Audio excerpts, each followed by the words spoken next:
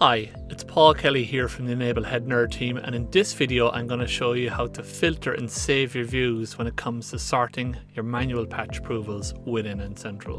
Within your N-Central console, you're going to come down to Configuration and click on Patch Management, and from the Patch Management homepage, click on Patch Approvals by Patch.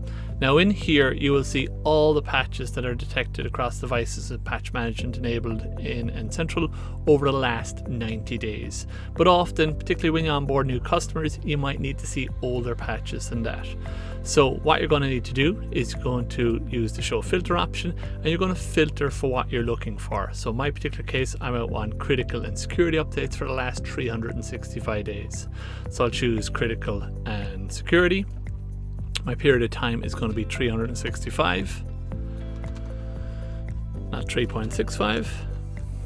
And that's going to quickly update to show me all the patches that meet that criteria as such. Now this might be a regular filter that I or my team use on a regular basis, but I don't want to be doing this all the time and having to click on these buttons to create this filter as such. So what I'm going to do here instead is actually save this filter so that I can use it in future when needed.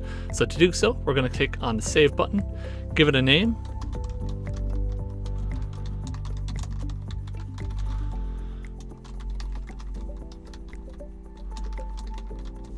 Be as descriptive as possible. So we'll just say critical and security updates from the last 365 days and go ahead and click on OK.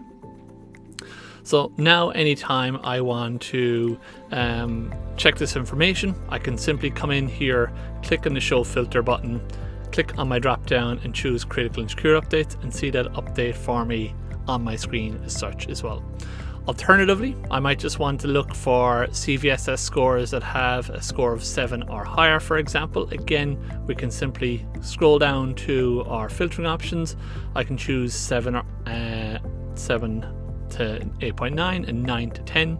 And again, we can go ahead and save this. So I can say CVSS score higher than 7.0.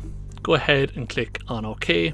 And again, we have that filter available through the drop down here. So you can really build a list of filters for the patches that you're looking for and then easily access them when needs be to obviously identify the patches that you may need to approve and deploy within your customer's environment. So guys, I hope you found this video useful in how you can actually filter and save these manual patch approval views.